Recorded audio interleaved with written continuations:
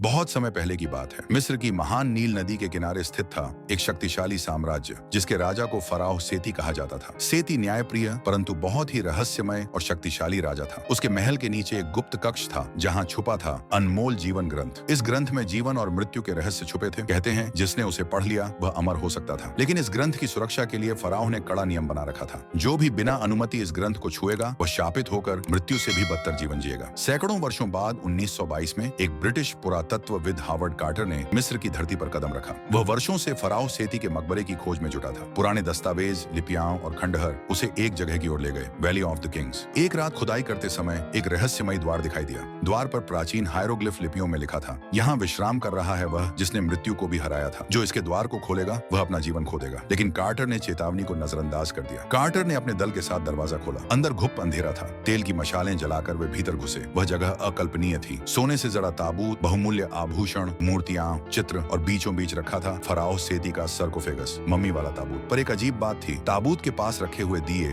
अब भी जल रहे थे। यह असंभव था। आखिर सैकड़ों सालों से बंद कमरे में दिए कैसे जल सकते थे? कार्टर ने ग्रंथ खोजने के लिए सर्कोफेगस के नीचे खुदाई शुरू करवाई। ग्रंथ मिल गया, सुनहरे आवरण में बंद। जैसे ही उन्होंने उसे उठाया, अचानक कमरे में एक तेज गंध फैल गई। एक दल का सदस्य तुरंत गिर पड़ा, मृत। डॉक्टर ने कहा कोई जहरीली गैस रही होगी। बाकी सदस्य डर गए, लेकिन कार्टर अडिग रहा। लेकिन श्राप ने काम करना शुरू कर दिया। एक और सदस्य की आंखों की रोशनी चली गई। एक ने आत्महत्या कर ली। कहते हैं उसने चीखते हुए कहा, वह फराओ मेरी आत्मा खींच रहा है। पूरे यूरोप में खबर फैल गई, फराओ का श्राप सच है। कार्टर अब भी उस ग्रंथ को पढ़ना चाहता था। उसने काहिरा के एक विद्वान को बुलाया जो प्राचीन मिस्री लिपियों को पढ़ सकता था। उन्होंने जैसे ही ग्रंथ खोला, पहले ही पृष्ठ पर लिखा था, मैं सेती, मृत्यु का स्वामी, जो मेरे रहस्यों को जानेगा वह इस संसार में कभी चैन से नहीं रहेगा। पर अब बहुत देर हो चुकी थी। ग्रंथ की ऊर्जा ने विद्वान को पागल बना दिया। उसने अपनी ही आंखें फोड़ ली और चीखते हुए कहा, सेती आ रहा है, वह मुक्त हो गया है। ग्रंथ को लंदन म्यूजियम में ले जाया गया, लेकिन वहां भी घटनाएं नहीं रुकी। म्यूजियम के चौकीदार ने कहा कि वह हर रात एक छाया को देखता है, मिस्र के वस्त्र पहने एक आकृति जो ग्रंथ की ओर देखती है। कैमरे अपने आप चालू हो जाते और एक धुंधली आकृति दिखाई देती। एक इतिहासकार की मृत्यु हो गई। उसकी उंगलियां जल चुकी थीं, जैसे किसी ने आग से पकड़ा हो। लोगों ने कहना शुरू कर दिया, ग्रंथ को वहीं वापस रखो जहां से आया है, वरना यह श्राप पूरी दुनिया में फैल जाएगा। कार्टर अब पछता रहा था। उसने मिस्र लौटने का निश्चय किया। वह ग्रंथ को वापस सेती की समाधि में रखना चाहता था, लेकिन समाधि का द्वार अब अपने आप बंद हो चुका था। जब उसने ग्रंथ ताबूत के ऊपर रखा तो तेज आंधी चली, दिए बुझ गए और जमीन हिल गई। अंदर से किसी की आवाज आई, अब मुझे शांति मिली।